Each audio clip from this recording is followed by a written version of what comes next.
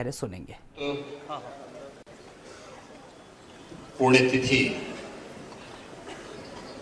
के आज के इस कार्यक्रम में मंच पर उपस्थित भारतीय जनता पार्टी के राष्ट्रीय महामंत्री सम्माननीय श्री सुनील बंसल जी, प्रदेश के अध्यक्ष और प्रदेश सरकार में मेरे सहयोगी मंत्री श्री स्वतंत्र देव सिंह जी, उत्तर प्रदेश सरकार में मेरे वरिष्ठ सहयोगी उप मुख्यमंत्री श्री केशव प्रसाद मौर्य जी, आज के इस कार्यक्रम के संयोजक अटल बिहारी वाजपेयी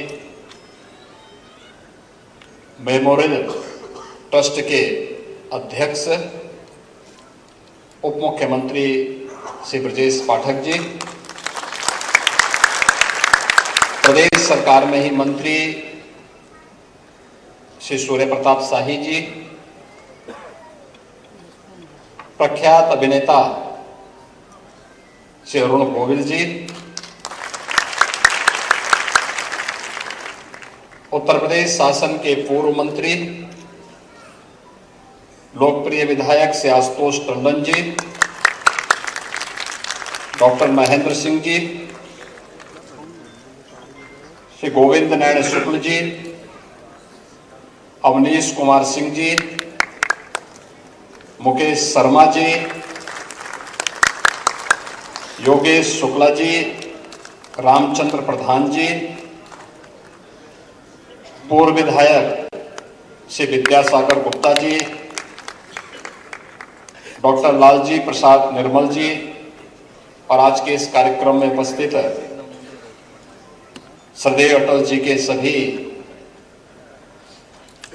शुभचिंतक और अनुयायीगण, उपस्थित भाइयों बहनों,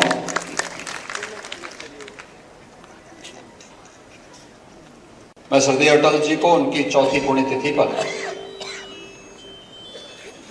प्रदेशवासियों की ओर से सत सत नमन करते हुए विनम्र श्रद्धांजलि अर्पित करता हूं।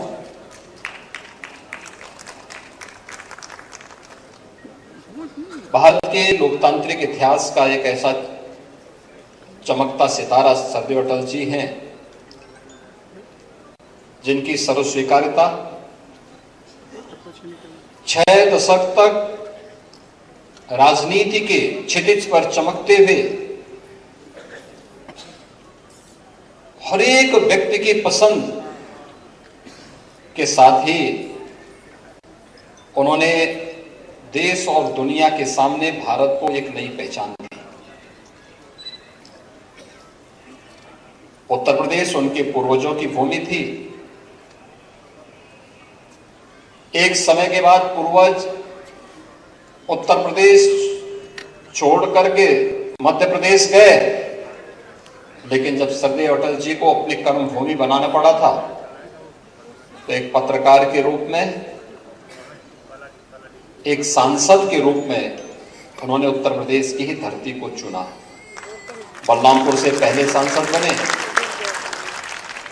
और फिर अंतिम समय में 5 बार लखनऊ का प्रतिनिधित्व देश की संसद में करके देश के प्रधानमंत्री, 3 बार देश के प्रधानमंत्री के रूप में भारत की राजनीति में जड़ता को दूर करके स्थायित्व आना चाहिए। और राजनीति केवल राजनीति के लिए नहीं होनी चाहिए, बल्कि राजनीति मूल्यों और सिद्धांतों की होनी चाहिए, देश के समग्र विकास की होनी चाहिए। इन्हें स्थापित करने का श्रेय श्रद्धेय अटल जी को जाता है। अनेक दिव्य गुण अटल जी में थे। वे एक पत्रकार भी थे, वे एक लेखक भी थे, वे एक कवि भी थे, एक जनप्रिय राजनेता भी थे और नेतृत्व की क्षमता सम और विषम परिस्थितियों में कैसे व्यक्ति कार्य करता है यह सरदेव अटल जी के व्यक्तित्व में झलकता था। हर सम विषम परिस्थितियों में कैसे कार्य करना है और भारत जैसे लोकतांत्रिक मूल्यों पर कैसे हमें मिलकर के कार्य करना है,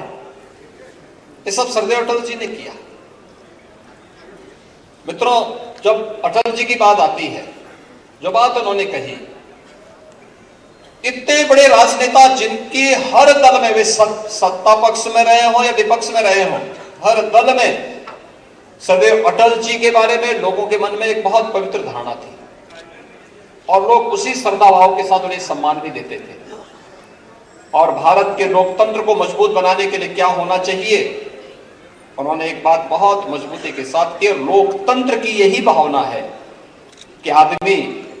न ऊंचा होता है न नीचा होता है, न बड़ा होता है न छोटा होता है, आदमी सिर्फ आदमी होता है। लोकतंत्र का सब कुछ इसमें समाहित है। यही तो है एक राजनेता के विराट व्यक्तित्व को जो देश और दुनिया के सामने भारत को एक नई पहचान दे रहा है, और यही सरदेव अटल जी ने किया था। और उन स्थितियों में भी जब भारतीय जनता पार्टी देश के अंदर केवल 2 सीटों पर लोकसभा में सीमित रह गई थी, उन स्थितियों में भी धैर्य खोए बगैर, अपने मूल्य और अपने सिद्धांतों के साथ समझौता किए बगैर, उन्होंने कार्यकर्ताओं का आह्वान किन बातों पर किया था, अपनी कविताओं के माध्यम से कैसे प्रेरणादायी बन जाती थी। आज भी उनकी प्रासंगिकता उसी रूप में है कि उजियारे में, अंधकार में, कल कछार में, बीच धार में, घोर घृणा में, पूत प्यार में, क्षणिक जीत में, दीर्घ हार में, जीवन के सत आकर्षक अरमानों को दलना होगा, कदम मिलाकर के चलना होगा, कदम मिलाकर के चलना होगा। और यह संदेश जो भारतीय जनता पार्टी 1984-85 में मात्र 2 सीट तक सीमित थी, वह भारतीय जनता पार्टी 1989 आते आते देश के कई राज्यों में अपनी सरकार बना दी और 2 से बढ़कर के 89 सीट लोकसभा की भारतीय जनता पार्टी की। फिर ये संख्या बढ़ करके 91 में और बढ़ी, 96 में पहली बार अटल जी के नेतृत्व में 13 दिन की सरकार भी बन गई। और इसके उपरांत तो आपने देखा होगा कि फिर 98 से लेकर 2004 तक सरदेव अटल जी के नेतृत्व में सरकार ने देश के अंदर जिस प्रकार के कार्य किए वह सर्वविदित है। आज हम सौभाग्यशाली हैं कि सरदेव अटल जी ने जो नींव रखी, आज आदरणीय प्रधानमंत्री मोदी जी के नेतृत्व में उस पर देश पूरी मजबूती के साथ दुनिया के सामने विकास का, लोक कल्याण का और सुशासन का एक मॉडल खड़ा कर रहा है। और वर्तमान में प्रधानमंत्री मोदी जी के नेतृत्व में जो सपना कभी एक संकल्प के रूप में डॉक्टर श्यामा प्रसाद मुखर्जी जी ने देखा था, जो सपना कभी पंडित दीनदयाल उपाध्याय जी ने देखा था, और जिन संकल्पों को लेकर के राजनीति में सरदेव अटल जी ने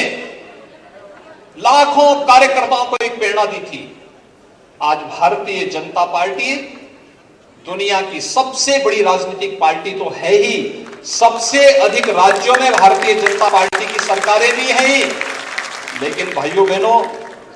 सरकारें तो आएंगी जाएंगी, अपने विरासत के अछूते बनाए रखने के लिए क्या कुछ किया है ये आप सबके सामने है।